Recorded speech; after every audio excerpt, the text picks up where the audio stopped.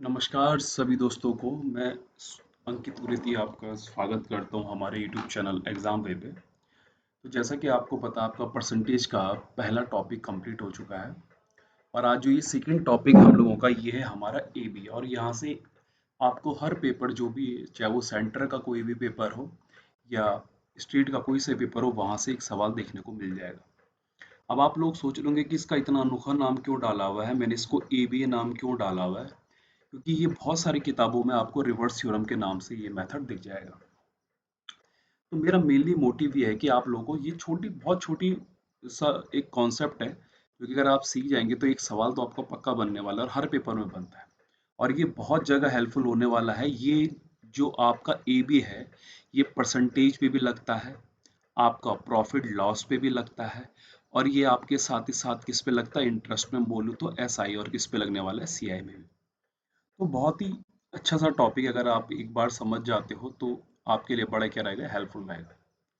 तो देखिए मैं आपको क्या समझाने की कोशिश कर रहा हूँ कि क्यों इसका नाम ए बी ए पड़ा, ये इसका रिवर्स क्यों पड़ा। बहुत छोटी सी चीज़ है। देखिए मान लीजिए मैंने आपको 100 रुपये दिए, मैंने आपको क्या दे दिए, 100 रुपये, और आप जिद करने लगे कि नहीं 100 को नहीं, मुझे 100 नहीं चाहिए, मुझे क्या चाहिए, 120 चाहिए।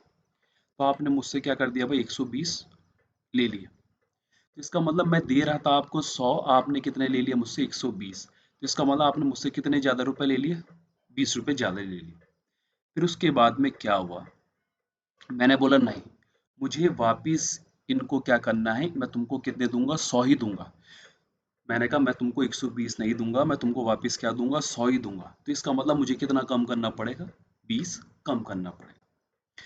तो यही आप लोग देख रहे होंगे कि ये ए था, ए से मैं बी में गया और फिर मैं वापस कहाँ आ गया, आपका ए पे आ गया। तो ये जो 20 बढ़ रहा है ये किस पे बढ़ रहा है, मेरा ए पे। तो इसकी बेस वैल्यू क्या होगी मेरे पास में, 100 इंटू कितना, 100 मतलब कितना बढ़ रहा है ये, 20%। लेकिन अगर यही चीज मैं ये बोलूँ कि 20 कम किस में हो रहा है, तो 20 कम किस में हो रहा है, मेरे पास में 120। इसका मतलब इस बार बेस वैल्यू क्या हो गई, चेंज हो गई। तो जब आप इसको सॉल्यूशन करोगे तो ये आ जाएगा आपके पास में 16.66% आ जाएगा। तो ये एबीए की जो थ्योरम होती है, यहाँ पे जो चीज़ें होती हैं इसको पहचानने का सबसे अच्छा तरीका ये है कि सवाल में आपको दो चार वर्ड लिखे रहेंगे। क्या लिखा रहेगा, सबसे पहले कि नो चेंज नाम का वर्ड लिखा रहेगा। अभी मैं आपको कुछ सवाल कराऊंगा आगे, तो आप वहाँ पे देखोगे कि ये सारे वर्ड आएंगे वहाँ पे। कांस्टेंट होना चाहिए, ऐसा लिखा रहेगा। नंबर थर्ड लिखा रहेगा करके कि सेम बिफोर रहे करके, सेम रहे करके, ऐसा कुछ वर्ड लिखा रहेगा, ठीक है। और फोर्थ वाला जो तरीका है इसको पता करने का, कभी भी कंपैरिजन हो, क्या हो, comparison. Comparison in the sense कि आपके और आपके दोस्त के बीच में सैलरी से रिलेटेड कोई कंपैरिजन हो रहा है कि मेरी सैलरी तेरी सैलरी से इतनी ज्यादा है, बता तेरी कितनी कम। तो आप लोग इन दो चीजों पे जब फोकस करेंगे तो आप लोग देख रहे होंगे करके कि मैंने चीजें क्या बदली हैं, क्या बदली हैं सीनू भाई। इसमें मैंने जो बदला है वो क्या बदला है, बेस वैल्यू बदला है। क्या बदला है, बेस वैल्यू मैंने बदला है। इसका मतलब ऊपर की जो अपर वैल्यू कभी भी क्या नहीं होगी, चेंज नहीं होगी, क्योंकि मुझे जितना बढ़ाना पड़ रहा है उतना ही मुझे क्या करना पड़ेगा, कम करना पड़ेगा। और साथ ही साथ जो चेंज हो रहा है वो कहाँ पे चेंज हो रहा है, बेस वैल्यू में। एक बार 100 से 120 में जा रहा हूँ तो दूसरी बार 120 से 100 पे आ रहा हूँ। तो इसी को नाम दे दिया मैंने, क्या भाई, ए बी ए, या इसको हम क्या बोलते हैं, रिवर्स थ्योरम। और पहचानने का तरीका क्या है, मैंने आपको बता दिया। जिन सवालों में नो चेंज, कांस्टेंट, सेम और कंपैरिजन वाले जो सवाल लेंगे, जो कि अभी आपको इस वीडियो में मिलने वाले हैं, इनका सॉल्यूशन मैं आपको कराने वाला हूँ। तो देखिए सबसे पहली बात यह है कि किस पे लगेगा और किस पे नहीं, ये तो पता होना चाहिए आपको। अब ध्यान से देखिए मेरी बात को, देखिए किस पे लगेगा। देखो मिनिमम, मिनिमम दो चीजें होनी चाहिए। मिनिमम कितनी चीजें होनी चाहिए, दो चीजें।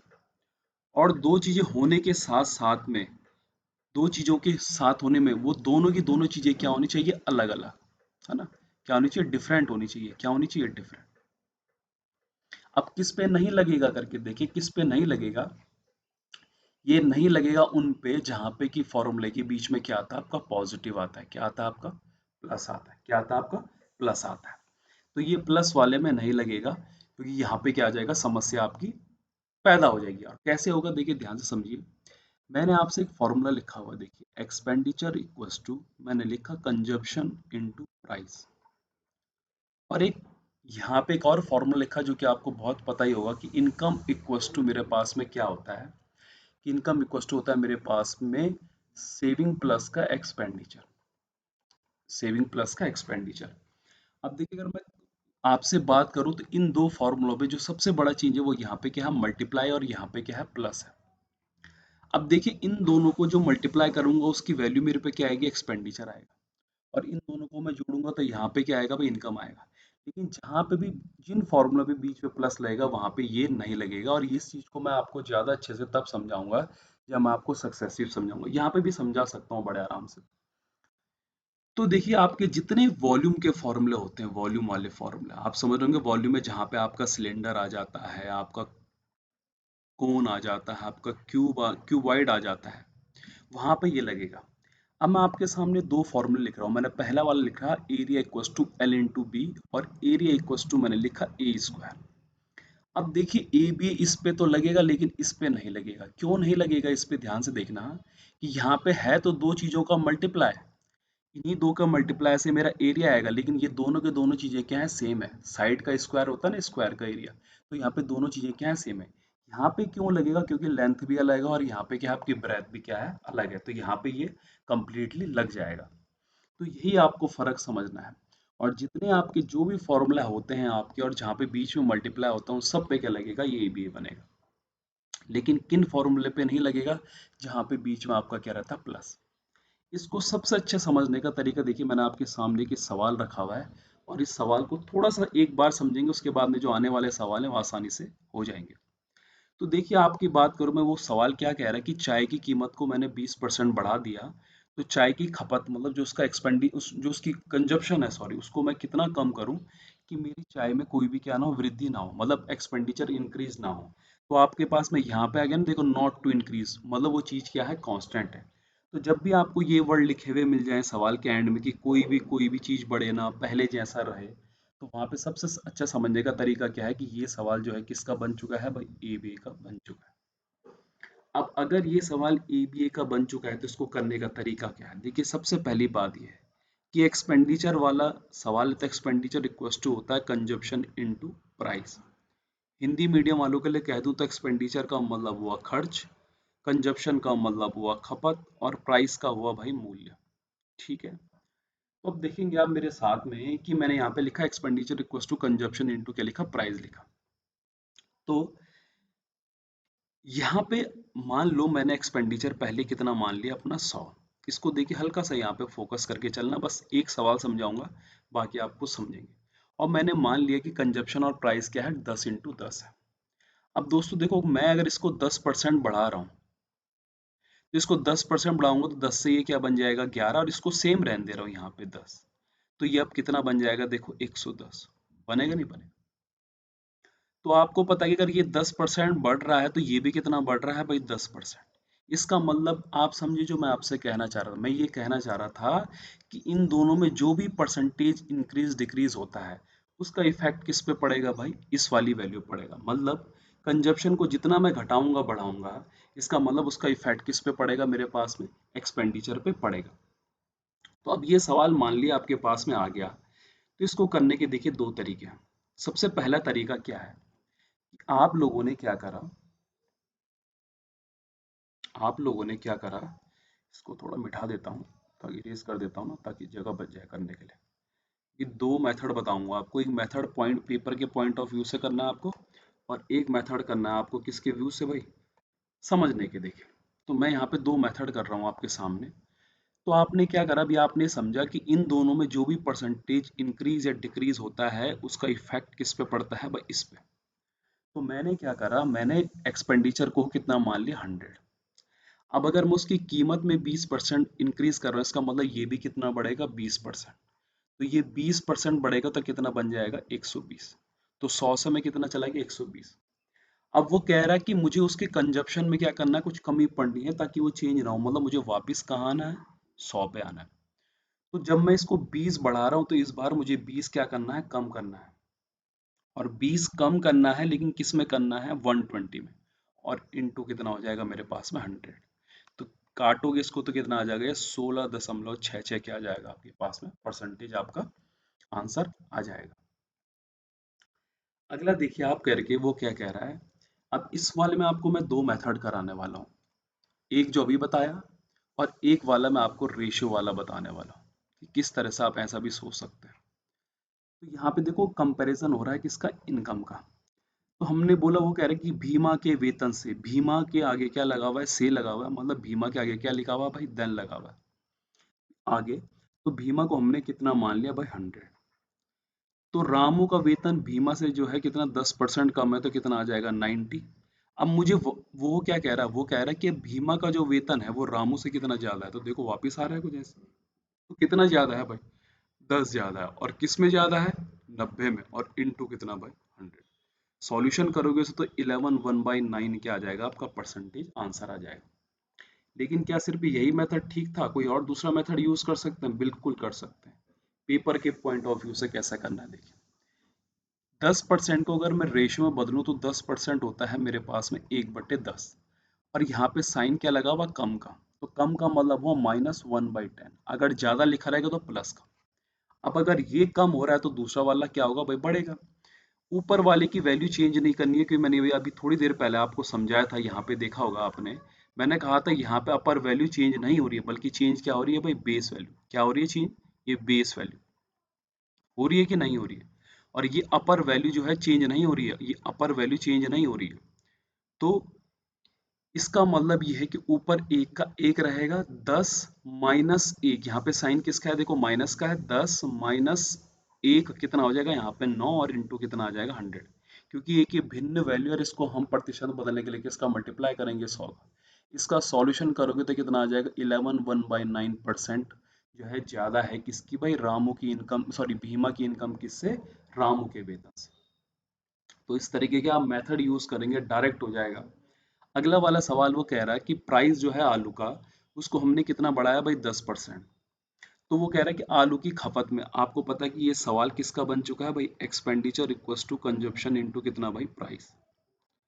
अब देखिए आप इसको 100 वाले तरीके से भी ले सकते हैं कि आपने एक्सपेंडिचर को कितना मान लिया, 100। 10% बढ़ाया आपने तो कितना बन गया, ये 110। अब इस वापिस 110 से कहाँ आना है भाई, 100 पे। तो 10 कम करना और किस पे करना है, 110 पर, इंटू कितना हो जाएगा, 100। सॉल्यूशन करोगे तो 9 1/11 परसेंटेज आपका क्या करना पड़ेगा, आलू की जो खपत है उसमें क्या करनी पड़ेगी आपको, कटौती करनी पड़ेगी। और ये वर्ड देखिए आप यहाँ पे क्या लिखा हुआ, रिमेन्स अनचेंज, पहचानने का इनको तरीका। और रेशियो मेथड से अगर मैं कहूँ कैसे करोगे आप, तो रेशियो मेथड से कैसे करोगे, आपको पता है कि 10% का मतलब हुआ प्लस का 1/10। क्या हुआ, प्लस का 1/10। अब मैंने प्लस क्यों लिखा, क्योंकि यहाँ पे वृद्धि हो रही है। तो मैंने कहा है कि भाई ऊपर वाली वैल्यू चेंज नहीं होती है। तो 1 का क्या रहेगा, 1 रहेगा। 10 + 1 कितना बन जाएगा, 11 इंटू कितना भाई, 100। सॉल्यूशन करोगे 9 1/11 क्या आ जाएगा, परसेंटेज। अब मैं थोड़ा तेजी से करूंगा इन सवालों को, और एक ही मेथड इन पे यूज कर रहा हूँ, आप चाहे तो कोई और भी यूज कर सकते हैं। जब आप इस सवाल को पढ़ोगे तो कह रहा है कि पेट्रोल की कीमत में 25% का क्या हो रही है, वृद्धि हो रही है।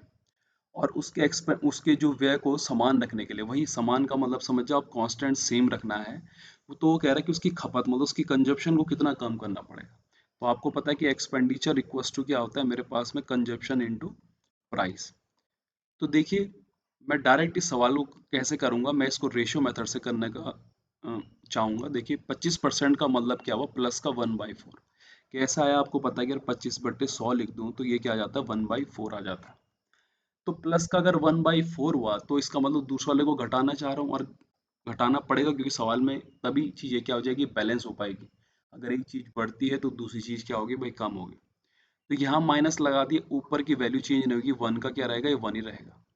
और 4 + 1 कितना आ जाएगा, 5। ये फ्रैक्शन वैल्यू है, परसेंटेज में चेंज करने के लिए 100 से मल्टीप्लाई कितना आ जाएगा मेरे पास में, 20%। सेकेंड वाला सवाल बड़ा इंपॉर्टेंट है। देखिए यहाँ पे मैं दो चीजें इसलिए लिख रहा हूँ क्योंकि ये जो है आपका speed equals to distance upon time, ये जो पांचवा सवाल है। तो देखिए मेरी बात देखिए, डिस्टेंस कब आती है मेरे पास में, जब स्पीड और टाइम का क्या होता है भाई, मल्टीप्लाई।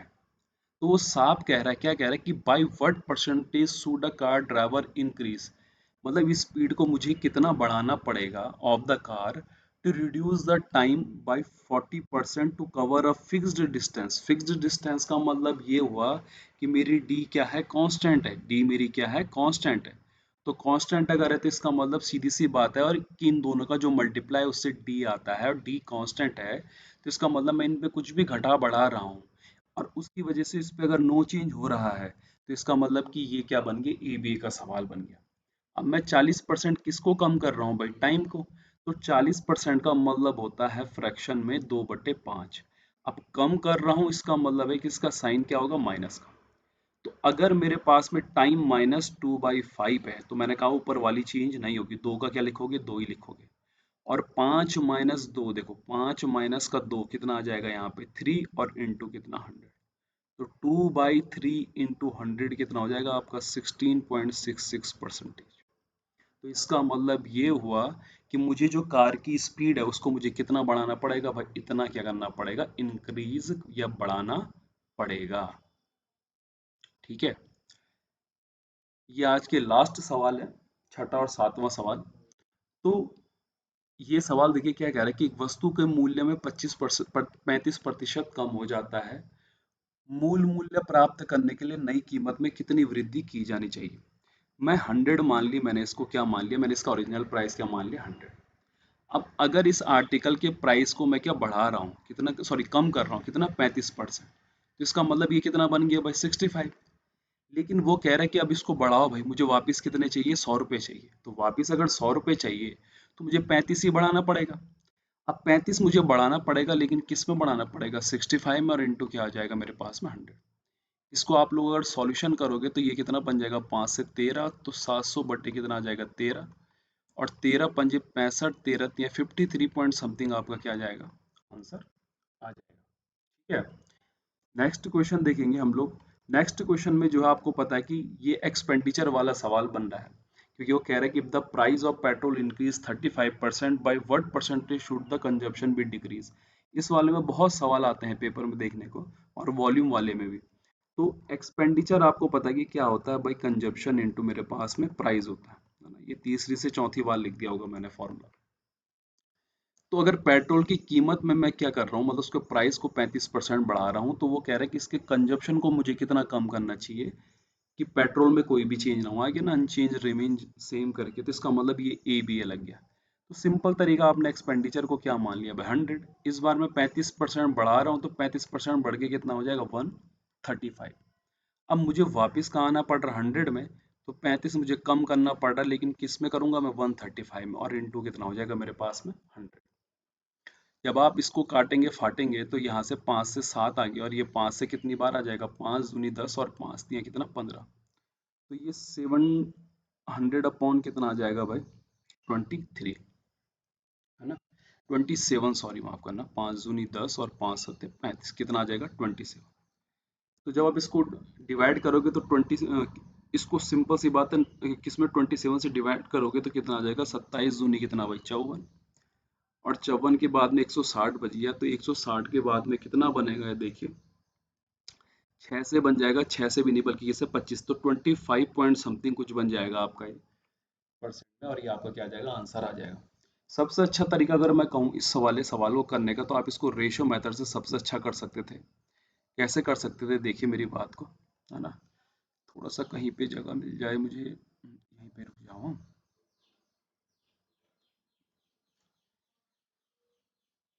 देखिए 35% की अगर मैं बात करूं तो 35% होता है मेरे पास में फ्रैक्शन में 7 बटे कितना भाई, 7 से ही कटेगा, और ये 5 से कितनी, 20 बार।